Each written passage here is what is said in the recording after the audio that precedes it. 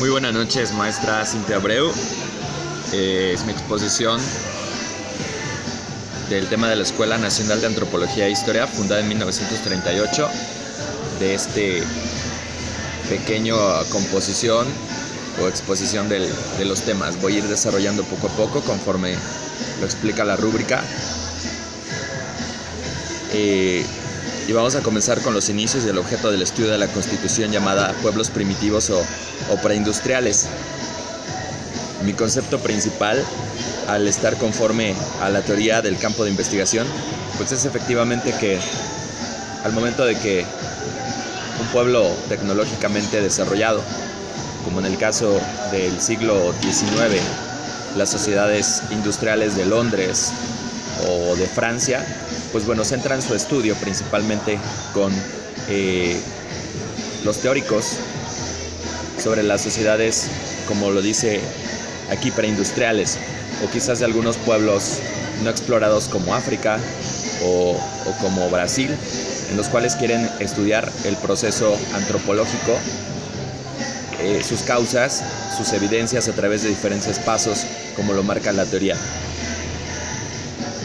Dice que la cultura es uno de los pasos más importantes que el antropólogo debe de seguir, y creo que en la cultura se basa todas las instituciones sociales que, por muy desarrolladas o por muy amplias o por muy tecnológicas, pues bueno, representan la comuna tecnológica, representan la comuna de creencia social, religiosa y también de valores. Es por eso que, como lo dice el texto, ya sean cazadores, recolectores, horticultores, campesinos, obreros, agentes de bolsa o industria, estamos trabajando precisamente con gente, y eso es lo que el antropólogo precisamente quiere deducir. El por qué esta gente, el para qué esta gente se organiza, trabaja y también tiene un porqué dentro de esta sociedad. En el siguiente párrafo, el cual tiende a dar los temas de investigación, se plantea la adaptación ecológica y los cambios socioculturales. La ecología en el siglo XIX era un tema que no estaba en boga. Es por eso que ellos comienzan la explotación de la electricidad, la quema del petróleo y también, pues bueno, el uso de algunos recursos naturales, como por ejemplo el aceite de ballena. Sabemos que el aceite de ballena era cazado para encender los diferentes farolas y encender pues los diferentes sistemas de iluminación de Londres. Entonces estos temas de adaptación ecológica no eran tan importantes para ellos en ese siglo. Si hacemos un cambio radical, si hacemos un cambio completamente divergente a lo que está ocurriendo hoy en día, el tema ecológico tiene que ser de un impacto sumamente fuerte, sumamente complejo para nuestra era, ya que estamos hablando de un cambio climático que repercute en la destrucción de las ciudades, de los puertos e incluso la afectación directa sobre el clima. Háblese, por ejemplo, de las lluvias, o háblese, por ejemplo, de la situación háblese, por ejemplo, de la situación de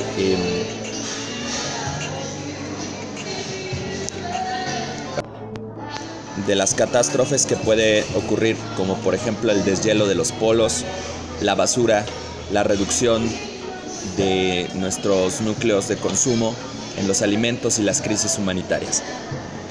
Los cambios socioculturales se deben precisamente a estas fricciones, creo yo. Una de las fricciones más importantes son las crisis de alimentos y la crisis de identidad, que repercuten, como dice el texto, sobre las normas y los valores, creencias religiosas. Los valores y las normas se han ido perdiendo poco a poco, ya que nuestra sociedad y nuestra cultura cada vez es más socialmente global. Dejamos de creer en nuestros valores porque creemos que ya las personas las podemos ver como una mercancía que puede ser de alguna otra manera comercializada, explotada, y cuando estos fines ya se dan, simplemente desechados. Las creencias religiosas en base a todo esto, yo considero que por la crisis de valores y las normas han ido en decadencia. Anteriormente, en el siglo XIX, estaba muy arraigada la cuestión de la creencia religiosa, de un Dios que siempre estaba pues regido por la norma, por el culto disciplinario. Hoy en día ya nadie cree en Dios y es por eso que se han explorado múltiples religiones que tratan de explicar y que tratan de dar respuesta a las necesidades que los hombres piden.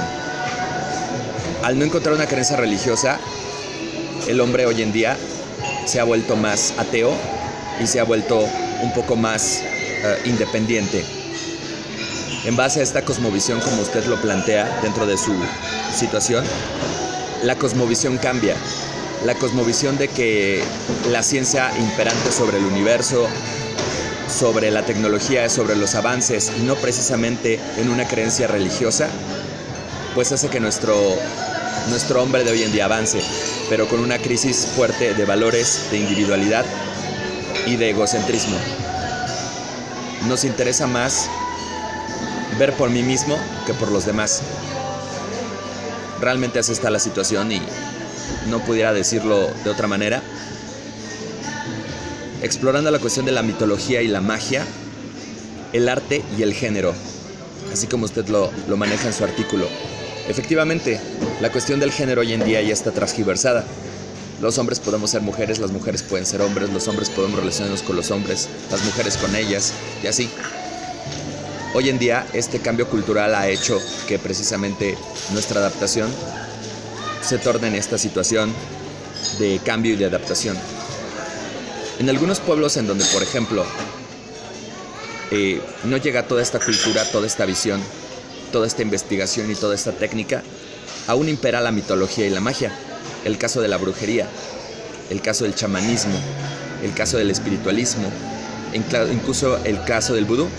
Si vamos a algunas partes reiterativas de África, por ejemplo, o de Cuba o de Haití, pues bueno, estas religiones, estas mitologías en las cuales creen en seres polimitológicos, como por ejemplo el dios de la guerra o el dios de la ira, que pues claramente están representados en estos seres, pues bueno, son imperantes en pleno siglo XXI.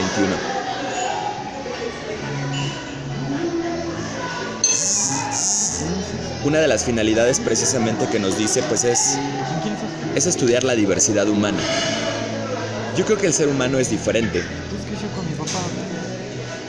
Creo que tenemos semejanzas, pero esas semejanzas están claramente marcadas por la cuestión de la educación. Aunque seamos completamente diferentes, creo que debe de haber una línea entre lo que es el respeto, con la cuestión de creer en la diferencia, los cambios y la continuidad en los diferentes sistemas socioculturales. Es decir, ¿qué pasaría si yo, por ejemplo, tengo reunidos en una habitación a una persona con un coeficiente intelectual alto que viene de Finlandia, a una persona que representa a las tribus de Polinesia, que aún son monoteístas y politeístas en los elementos, y por ejemplo a un mexicano? Yo creo que la diferencia va a ser abrupta, porque estamos repuntando en diferentes niveles: un nivel alto de educación, un nivel medio y un nivel bajo. Entonces estamos estudiando una muestra en la cual tenemos diversidad humana a través de la educación, a través de los valores y a través de la perspectiva. Tendremos una muestra interesante del desarrollo de estas sociedades. Quizás unos van a creer en la tecnología, en las estadísticas y en la investigación. En el caso, por ejemplo, de los mexicanos, y no haciendo referencia genérica, sino una referencia pues del muestreo de la gente común y corriente que trabaja en los restaurantes, que trabaja en el medio del transporte, que pues vaya, su grado máximo de educación es entre licenciatura y preparatoria, pues bueno, creerán en la fe todavía del gobierno, creerán todavía en una deidad, como es el caso de nuestra Virgen de Guadalupe, y creerán en las expectativas limitadas que su pueblo les está ofreciendo. Sin embargo, vamos, por ejemplo, con la diferencia cultural de la gente de Polinesia.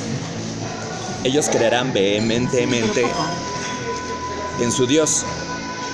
Ellos creerán en un Dios de la suerte, un dios de la tierra, un dios del agua, que le provee de alguna otra forma alimento e incluso buena suerte. Esto quiere decir que su nivel educativo, su nivel tecnológico está claramente marcado.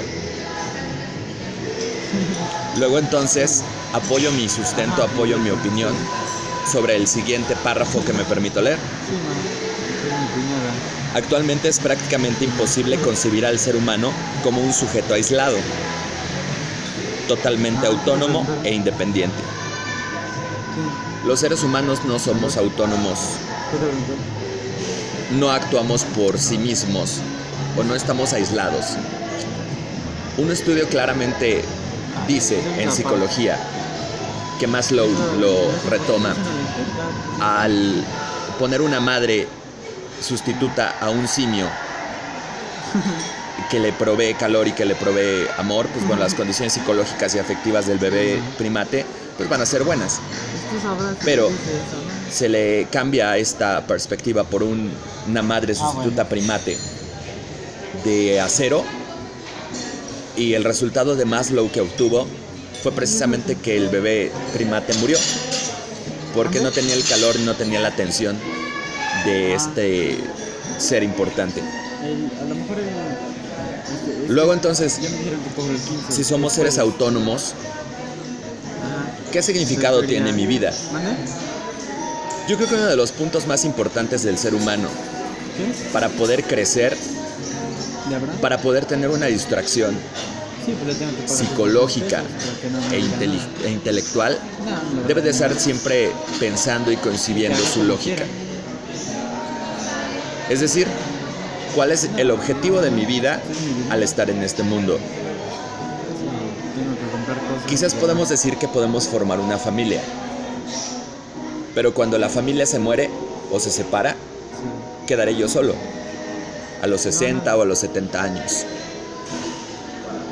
Soy independiente, soy autónomo, estoy aislado, como lo dice el texto, no por decisión, sino por un transcurso de vida que así simple y sencillamente se da. En el caso de mi persona, que soy una persona muy social, que me gusta estar en interacción, al cumplir 60 o 70 años y estar solo, una de las opciones que yo tuviese es precisamente la investigación y es precisamente la cultura. Al momento de que yo pudiera como investigar el mundo a través de la tecnología, a través de los medios, a través de la internet, mi mente estuviera un poquito más centrada en un conocimiento que cuando muera, quizás mi alma, mi espíritu, mi pensamiento lleve consigo mismo, y no en algo material como el resto de la sociedad lo concibe. Hoy en día, tratar de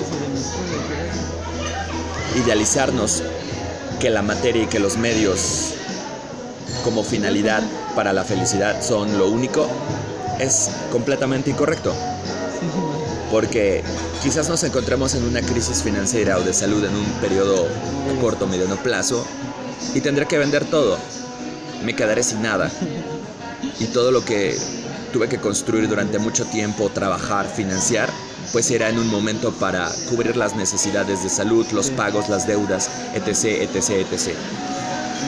En esta antropología es, de alguna otra forma, preocupante prever que nuestro sistema cada vez va dándole menos oportunidades a la gente de trabajo con mayor edad.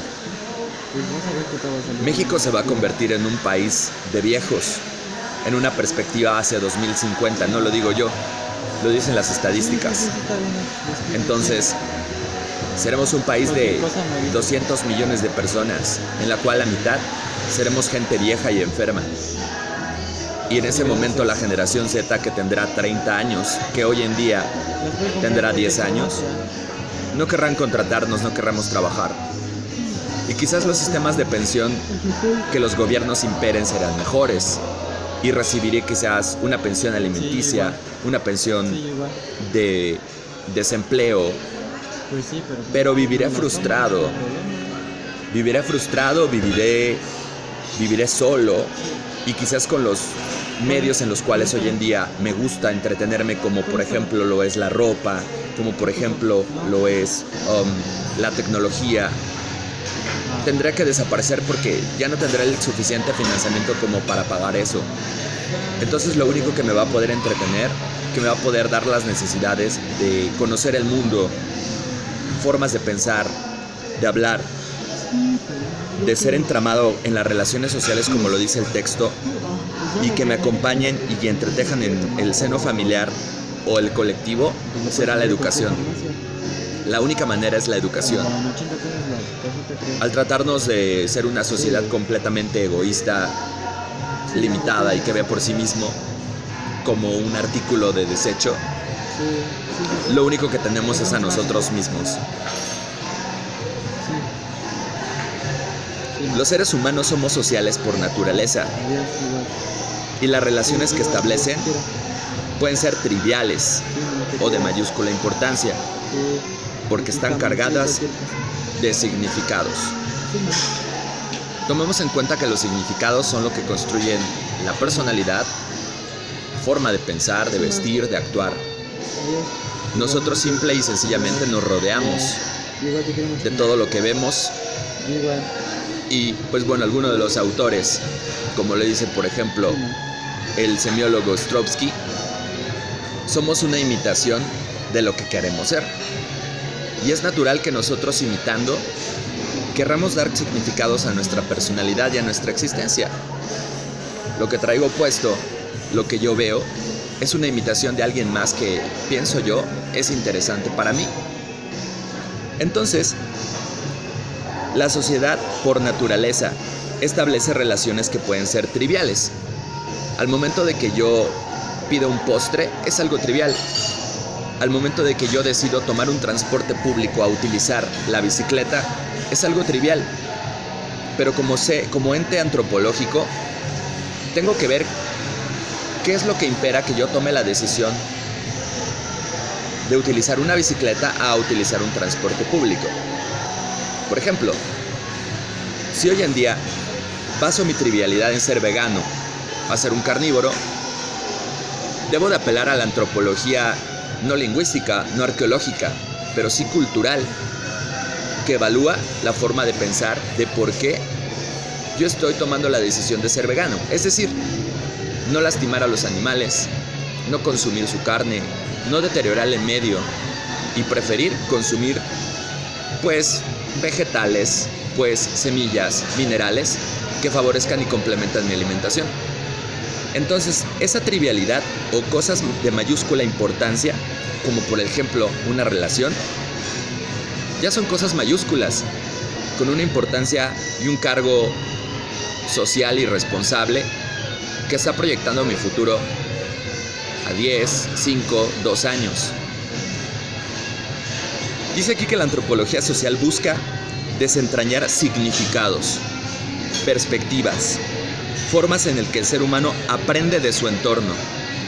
Y al referirnos a este, no solo considera el entorno natural, sino el entorno social, político, económico y cultural. Es lo que le digo, justamente, mi naturaleza, mi ser, mi alma, mi personalidad, dependerá de lo social, dependerá de lo político. ¿Por qué lo político? Porque como le digo anteriormente, la política que quizás de aquí en 30 años me dé una pensión para yo, Brett, adulto, poder subsistir, poder trabajar o tener oportunidades a través de las políticas públicas que el gobierno me dé, pues bueno, va a decidir el grado de la personalidad, el grado de felicidad que impera en mí y en millones de jóvenes que en ese entonces seremos adultos y que quizá no tendremos la oportunidad de trabajar y ganar arriba de 20,000 pesos. Quizás sí, quizás no. Como lo dice aquí, el entorno no nada más social, sino político y económico y cultural es precisamente lo que emana y junta esta situación para interpretar una antropología concreta. Tengo 30 segundos.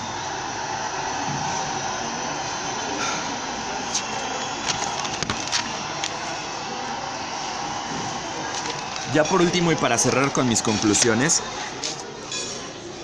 Dice que la antropología fija su atención en todas esas cosas que parecen triviales e insignificantes. Incluso parecen carentes de sentido. Las relaciones del parentesco, el entorno familiar, el lugar en el que la sociedad converge, ya sea por esparcimiento, el cine, la plaza, o bien por el trabajo o la escuela, con la obligación y la producción de arte como ciencias, tecnologías, etc. Y por supuesto la cultura entendida como un entramado de costumbres, tradiciones y formas de vida. Luego entonces, y dando mis conclusiones, el estudio del hombre es un estudio muy importante. Debemos de conocer no nada más al hombre en un sentido genérico, sino al hombre en un sentido de costumbre individual. Eso me va a ayudar a poder entender a mi familia, a mis compañeros de trabajo e incluso a la gente con la que convivo. Debo de entender, debo de respetar, debo de convivir y debo también de investigar de lo que otras personas piensan y aportan a esta sociedad sin que eso afecte a mi forma de pensar. Debo de ser analítico, debo de utilizar la praxis, que es un factor muy importante en la investigación cualitativa, no cuantitativa. Lo cualitativo, a través de la investigación y la observación, por ejemplo, en plazas, cines, me podrá dar a entender cuál es la tendencia, qué es lo que piensan, cómo se desarrollan, cómo actúan y cómo es que yo pudiera interactuar con estas nuevas generaciones y con estos nuevos entes, sin que me afecten y que tampoco pues sea un factor de agresión dentro de lo que ellos piensan u opinan. Y por último, algo importante que quiero mencionar y no dejar pasar es la antropología lingüística. Nos dice que el lenguaje, como medio de comunicación, es un elemento identitario.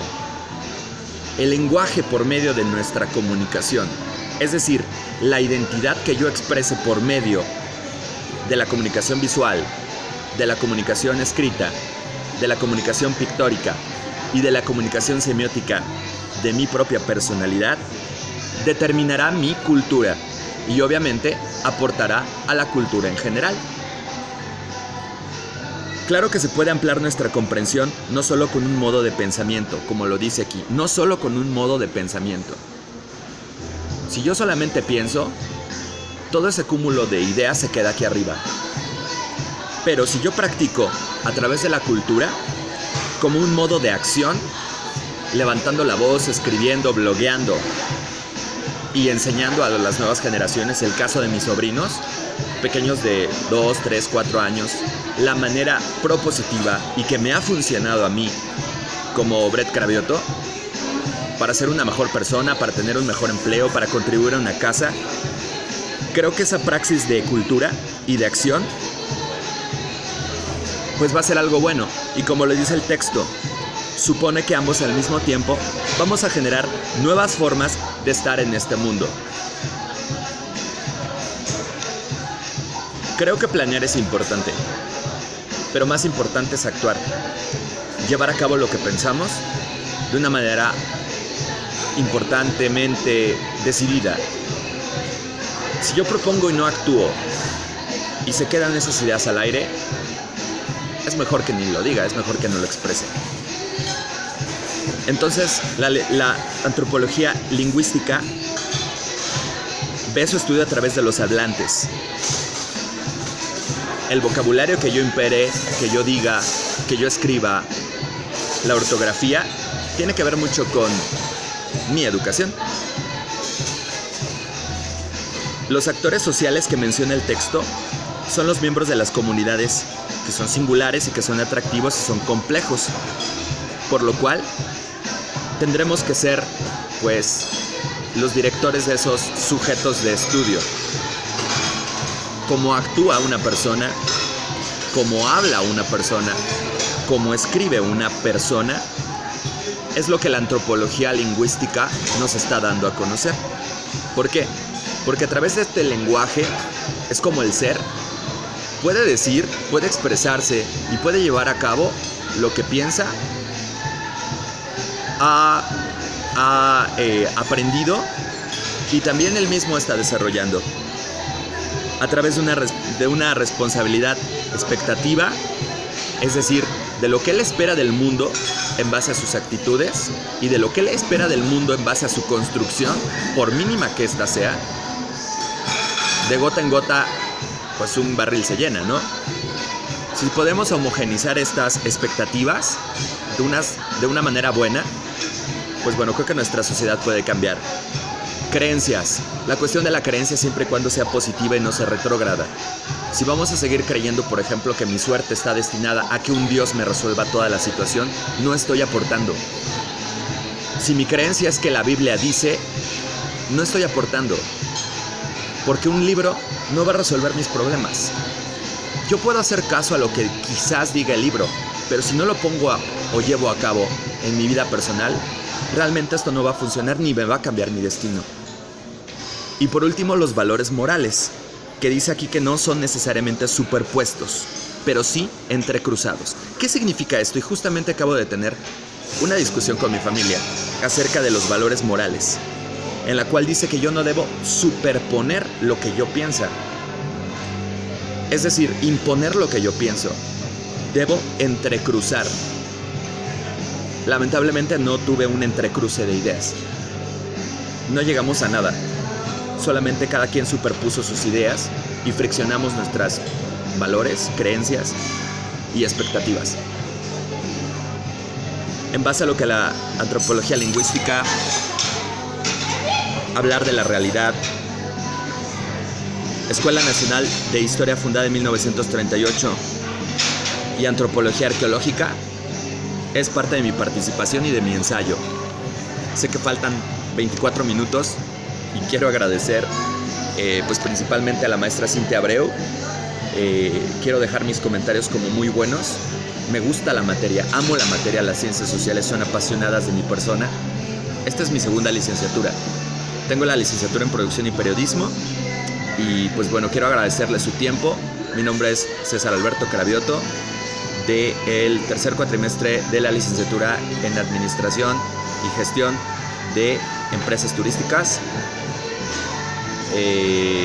Mis expectativas para la materia es seguir conociendo cómo hacer análisis, cómo hacer experimentos, cómo hacer muestreos, cómo aplicar todo esto para generar no teorías, como lo decía el video, ya que el ser humano no, por ser muy complejo, no podemos generarlo a través de teorías, no podemos entendernos por teorías, pero sí podemos dar supuestos que expliquen lo que la cultura y todo esto que les acabo de explicar, pues bueno, puede imperar para ser mejores o peores como situación. Hoy en día hay una decantación de nuestra cultura, de nuestro medio ambiente, de nuestros valores. Hoy en día estamos siendo muy hipócritas. Hoy en día realmente no construimos, destruimos. Creo que necesitamos un cambio y comienza por nosotros mismos. No con la manera de la votación, no con la manera de qué es lo que me da el gobierno, no con la manera de si me pagan más, menos, o que extienda la mano, sino en mi educación, en mis valores y en la responsabilidad de cómo yo me comporte. Muchas gracias por todo. Y pues bueno, ojalá me califique bien, Miss. Le quiero agradecer. Hice un ensayo, hice mi mapa mental en la actividad A1. Ya se entregó. Y este video lo voy a subir en YouTube. Me faltan 1 minuto para cumplir los 30 de la rúbrica. Y pues bueno, quisiera agradecer y me gustaría también saber un poquito más de la antropología física. Creo que es importante para mí conocer y que usted nos pudiera sugerir algunos cambios, sobre todo en las plataformas, porque pues, al momento de querer nosotros como subir material, a veces es un poco limitada, sobre todo querer subir algunos compendios, algunos trabajos en 1 mega es un tanto limitado. Para convertir imágenes hay gente que por ejemplo solamente tiene lápiz y papel y pues sí es un tanto pues limitado. Ahora sí me tengo que despedir, ya me quedan 20 segundos y pues agradezco. Le muestro la evidencia de mis apuntes en lo que he basado mi discurso, no tengo algo más. es mi letra. Y hasta aquí mi aportación. Muchas gracias. Espero los 30 segundos.